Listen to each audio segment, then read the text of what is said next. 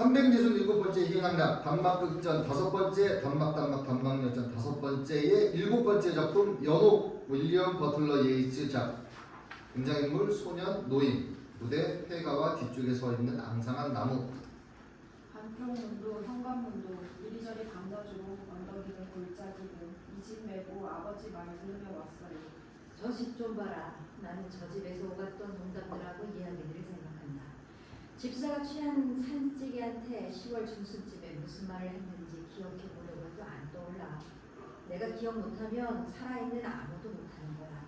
저 집의 농담들이랑 이야기들은 다 어디로 갔나?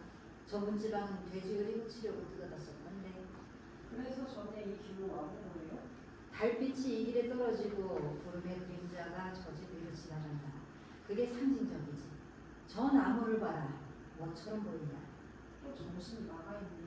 뭐처럼 보이든 그게 뭐든 상관없어. 작년도 지금처럼 앙상했지. 그래서 나는 더 나은 일로 바꿨다. 50년 전 벼락이 그걸 갈라놓기 전에 푸른 잎, 익은 잎, 버터처럼 두터운 잎, 기름지고 풍성한 생명으로 가득했어. 저쪽에 서서 봐라. 저 집안에 누가 있어? 소년이 짐을 내려놓고 문간에 선다. 아무도 없는데요. 저기 누가 있어? 바닥도 없어졌고 창도 없어졌고 지붕이 있어야 할 텐데 하늘만 보여요.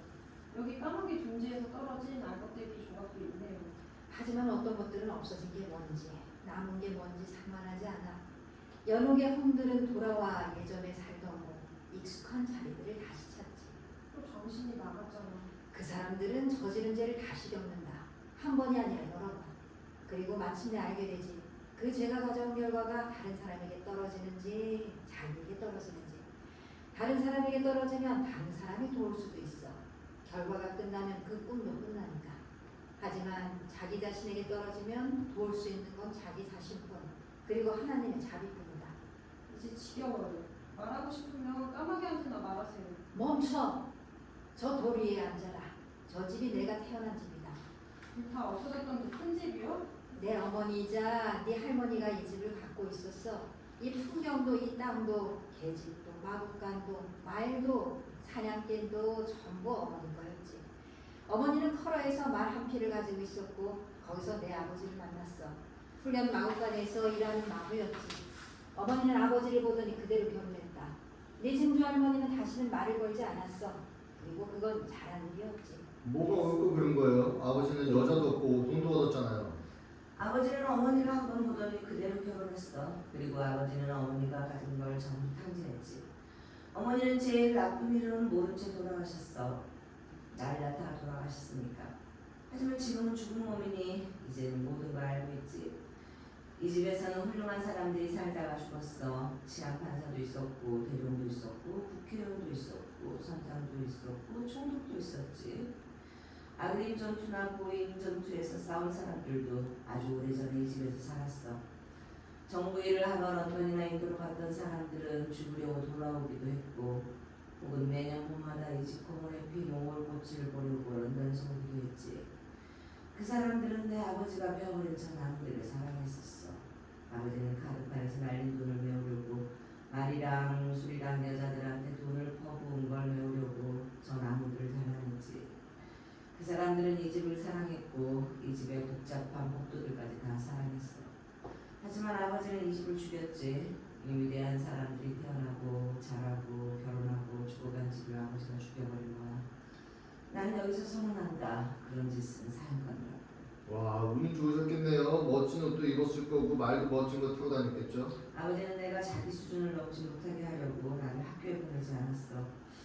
그런데 어떤 사람들은 내가 어머니의 피를 절반 이어받았다는 이유로 나를 반쯤은 좋아해줬지. 산지기 아내가 나한테 읽는 걸 가르쳐줬고 가톨릭 사제가 나한테 라틴어를 가르쳐줬어. 오래된 책도 있었고 18세기 프랑스식 제본으로 잘 꾸민 책도 있었고 새 책도 있었고 옛날 책도 있었고 책이 산더미처럼 쌓여 있었어. 그런데 저한테는 어떤 교육을 해주셨는데요? 나는 너한테 길바닥에서 행상이 돌아다니다가 떠돌이 땜장이 집안 딸과 얽혀 낳은 사생아한테나 어울리는 교육을 해줬어. 내가 16살이 됐을 때 아버지가 술에 취해 이 집에 불을 질렀거든. 근데 제 나이가 몇 살이에요? 혁축제에서는 16살이었잖아요. 모든 게 다 불탔어. 책도 서적도 전부 불탔어. 길에서 들은 말이 진짜예요? 불타는 집에서 할아버지를 죽인 게 정말 아버지였어요? 여기에 너하고 나 둘밖에 없지. 없어요, 아버지. 됐어요. 내가 칼로 찔렀어. 지금도 내가 밥 먹을 때 쓰는 그 칼로. 그리고 그대로 불 속에 그냥 두고 나왔지. 사람들이 할아버지를 끌어냈지만 검게 타버린 몸 때문에 칼자국을 봤다는 사람들도 확신할 수가 없었어. 그 수친구 몇 놈이 나를 재판에서 무겠다고 난리를 쳤지. 싸움이 있었다느니 내가 위협을 했다는 향에서 말들이 많았어. 산지기가 헌옷을 몇 벌 줬고 나는 도망쳤다. 여기저기서 일하다가 길 위에서 행상이 된 거야. 좋은 일은 아니지만 아버지 피가 흐르는 나한테 그 정도는 충분했다. 내가 한 짓 때문이든 아니면 앞으로 하게 될 짓 때문이든 들어봐. 말발굽 소리야. 들어봐. 아무 소리도 안 들려요. 들린다니까. 들어봐. 오늘 밤은 어머니가 결혼한 밤의 기일이거나 내가 잉태된 밤의 기일이야. 아버지는 지금 술집에서 나오고 있어. 팔에 위스키병을 끼고 말을 몰고 오고 있어. 창문에 불이 켜지고 젊은 여자가 나타난다. 저 창문 좀 봐. 젊은 여자가 저기 서서 듣고 있어. 하인들은 다 자고 있고 저 여자만 혼자 남아 있고. 아버지는 술집에서 늦게까지 떠들고 마시면서 집으로 오는 길이야. 벽엔 그냥 구멍만 있어요. 아버지가 꾸며낸 거예요. 아니, 미쳤어요. 날이 갈수록 더 미쳐가고 있어요. 지금 소리가 더 크게 들리는 건 말이야. 아버지가 자갈 깔린 길을 달려오고 있어서 그래. 지금은 풀만 자는 길이지만 발굽 소리가 멈췄다. 집 반대쪽으로 갔어. 마곡간으로 가서 말을 메고 있다. 저 여자가 내려가서 문을 열었어. 오늘 밤 저 여자는 남편하고 다를 게 없어. 남편이 반쯤 취한 것도 개의치 않아. 저 여자는 남편에게 미쳐 있으니까. 둘이 계단을 올라간다. 저 여자가 남편을 자기 방으로 데려가. 이제 그 방이 홀레방이야. 창문에 다시 희미하게 불이 켜진다. 손대게 두지 마. 취한 남자는 아이를 못 만든다는 말, 그건 사실이 아니야. 만지면 아이가 생기고 아이가 생기면 넌 너를 죽일 사람을 낳게 되는 거야. 귀 먹었지. 둘 다 귀가 먹었어.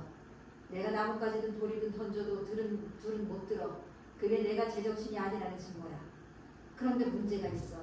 저 여자는 모든 일을 똑같이 세부적인 것까지 다시 겪어야 한다는 거야.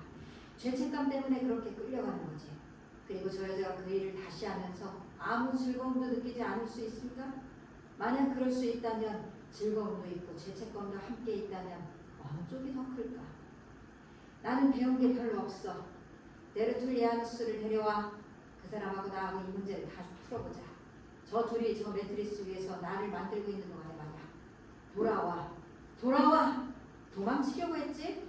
내 돈주머니 들고 말이야. 내가 보고 듣지도 못한다고 생각했어? 넌 짐을 지지고 있었어. 창문에 불빛이 사라진다.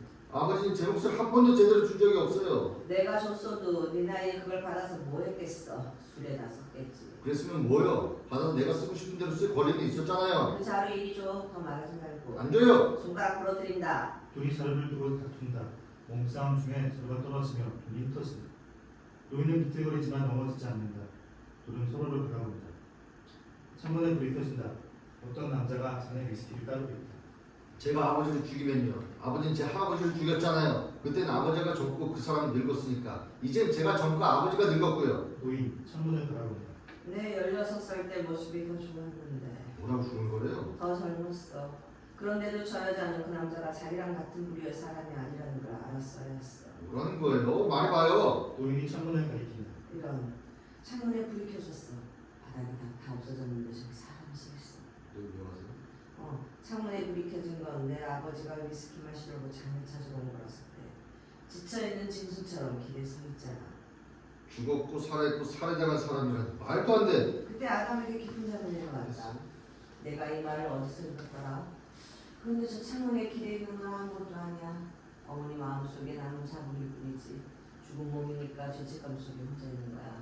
내가 태어나기도 전에 늙은 뼈다귀였던 거. 끔찍해. 소년이 두 손으로 눈을 가린다.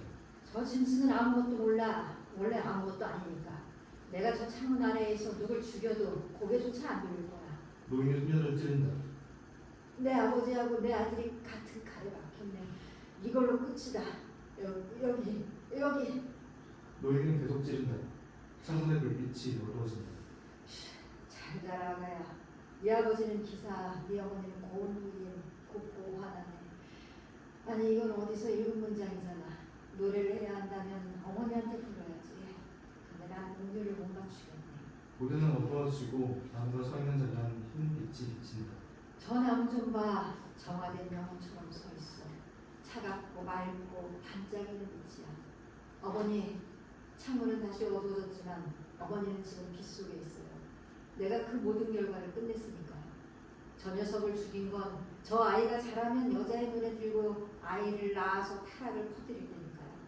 나는 비참하고 더러운 늙은 일간이라 이제 해로울 것도 없어요. 이 오래된 칼을 흙덩이에 꽂았다가 다시 뽑아 반짝이는 걸 보고 저희가 흘린 돈을 전부 주워다 보면 먼 데로 가서 새 사람들 틈에서 옛 농담이나 하고 살 거예요. 노인은 칼을 닫고 떨어진 돈을 주워 담기 시작한다. 발굽소리. 하느님, 어떻게 이렇게 빨리 돌아오더니 쿵쿵. 그 꿈을 어머니 마음이 버틸 수 없어요. 2번이나 살인을 했는데 그게 다 헛된 일이었고 어머니는 그 죽은 밤을 한 번이 아니라 여러 번 다시 살아내야 해요. 하나님, 어머니 영혼을 그 꿈에서 풀어주세요. 사람이 할 수 있는 건 더는 없어요. 살아있는 이의 고통과 죽은 이의 죄책감을 달래주십시오. 막 네, 여기까지. 고맙습니다.